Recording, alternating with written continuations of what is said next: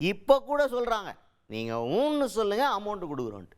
ஆனால் நம்ம முதல்வர் என்ன சொல்கிறாரு? ஓஹோன்றாரு. ஏன் உரிமையை விட்டு கொடுக்க மாட்டேன்னுங்கிறாரு. எதிர்க்கட்சி தலைவர் அப்படியாகிறாரு அப்படின்னு பேசியிருக்காரு ஒருத்தர். பேசினது யார்? துணை முதல்வர் உதயநிதி ஸ்டாலின் அவர்கள். அவர் தான் பிரச்சாரம் பண்ணுறதை பரபரப்பாக பண்ணிக்கிட்டு இருக்காரு. மற்றவங்க பண்ணுற பிரச்சாரம் கூட சாதாரணமாக போயிட்டு இருக்கு. இவர் பண்ணுற பிரச்சாரம் ஃபன்னாக போகுது அப்படின்னு ஊருக்குள்ளே ஒரு பேச்சு இருக்குது. என்னடா ஃபன் அப்படின்னு பார்த்தா இப்போ கூட பாருங்கள், ஒரு பிரச்சாரத்தில் சமீபத்தில் நடந்த பிரச்சாரத்தில் நைட்டு பேசுகிறாரு. பேசும்போது இப்போது ஒன்றிய அமைச்சர்லேருந்து ஒருத்தர் நிதி ஒதுக்கிறதுல நம்ம வந்து மும்மொழி கொள்கையை ஒத்துக்கிட்டோம்னா 3000 கோடிக்கு மேலே சில்லற காசு உங்களுக்கு தர்றோம் அப்படின்ற மாதிரி அவங்க டிமாண்ட் பண்ணுறாங்க. ஆனால் நம்ம முதல்வர் 10,000 கோடி கொடுத்தாலும் சரி நான் மும்மொழி கொள்கையை ஒத்துக்க மாட்டேன்னு ஸ்டபனாக நிற்கிறார். ஆனால் எதிர்க்கட்சி தலைவர் அப்படியா பண்ணுறார் அப்படின்னு ஆரம்பித்தார். யார்? எடப்பாடி பழனிசாமி அவர்கள் சொல்லி கட்டி பேசுகிறார். அப்படி பேசும்போது கூட்டத்தில் இருக்கவங்கலாம் வந்துட்டு ஃபோட்டோ காட்டுங்க ஃபோட்டோ காட்டுங்கன்னு சொல்லிட்டு அவரை கலாய்க்கிற மாதிரி ஒரு ஃபோட்டோவை எப்போவுமே உதயநிதி ஸ்டாலின் அவர்கள் காட்டுவார் பிரச்சாரத்தில். அந்த மாதிரி ஒரு ஃபோட்டோவை காட்ட சொல்லியிருக்கார்.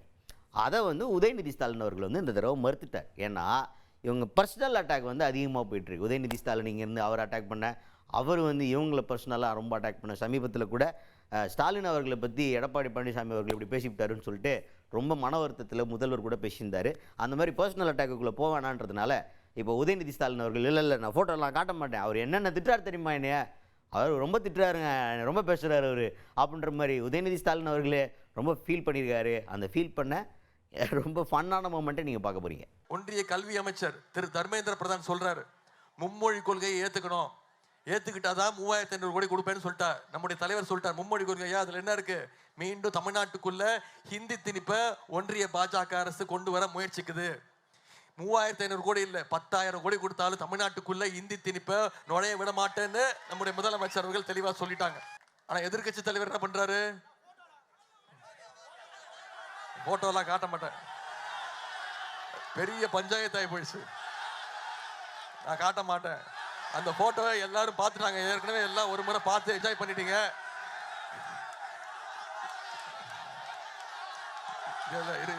நான் என்னன்னு சொல்லிடுறேன். திரு எடப்பாடி பழனிசாமியோட நிலைமை இப்படி ஆகும்னு நான் எதிர்பார்க்கவே இல்லை. இப்போ கூட என்ன தெரியுமா சொல்றாரு?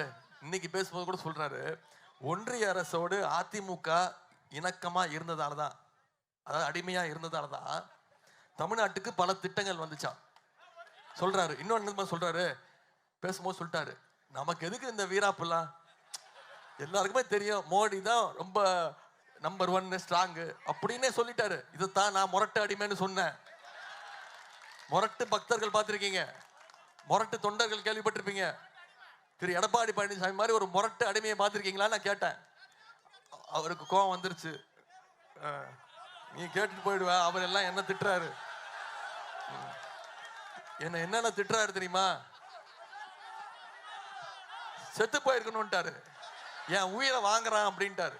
அதுக்கடுத்ததான் எதிர்கட்சி தலைவர் தொடர்ந்து என்ன பண்ணிட்டு இருக்காரு அப்படிங்கிறத சொல்ல முற்படும் போது துணை முதல்வர் என்ன சொல்றாரு அப்படின்னு பார்த்தீங்கன்னா, அவர் மொத்தமாகவே சரண்டர் ஆகிட்டாரு. அது பேசும்போதே சொல்கிறாரு, நாங்கள் வந்து ஒன்றிய அரசு கூட இணக்கமாக இருந்ததுனால தான் பல திட்டங்களை கொண்டு வந்தோம் அப்படின்னு.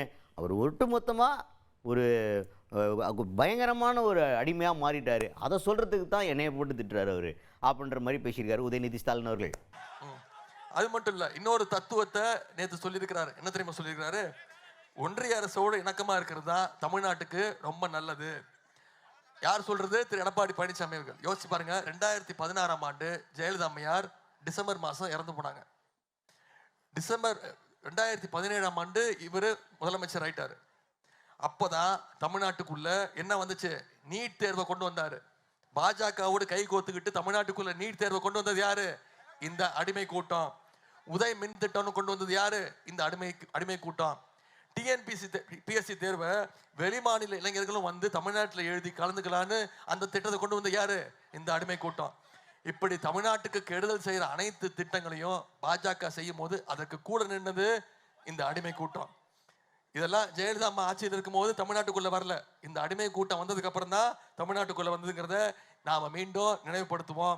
அது மட்டும் இல்லை, மேலும் வந்து தொடர்ந்து பேசும்போது எதிர்கட்சி தலைவர் எடப்பாடி பழனிசாமியை லைட்டாக ஃபுல்லாக அட்டாக் பண்ணால் தானே டிஃபெண்ட் மோடுக்கு போகிறீங்க நீங்கள், அப்படி மேலோட்டமாக அட்டாக் பண்ணுறோம் அப்படின்ற மாதிரி கொஞ்சம் பயங்கரமாக அட்டாக் பண்ணி பேசியிருக்காரு.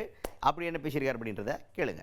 இப்போ மீண்டும் டீலிமிட்டேஷனை கொண்டு வர பார்க்குறாங்க. போன வருஷமே நம்முடைய தலைவர் எச்சரித்தார், டீலிமிட்டேஷன் கொண்டு வராங்க, தொகுதி வரைமுறை இந்தியா முழுக்க இருக்கக்கூடிய எல்லா கட்சி தலைவர்களையும் தமிழ்நாட்டுக்கு வர வச்சு ஒரு மிகப்பெரிய எதிர்ப்பு கூட்டத்தை நாம நடத்தணும். ஆனா ஒன்றிய அரசுக்கு அப்படி ஒரு எண்ணமே இல்லைன்னு அப்போ எடப்பாடி பழனிசாமி சொன்னார்.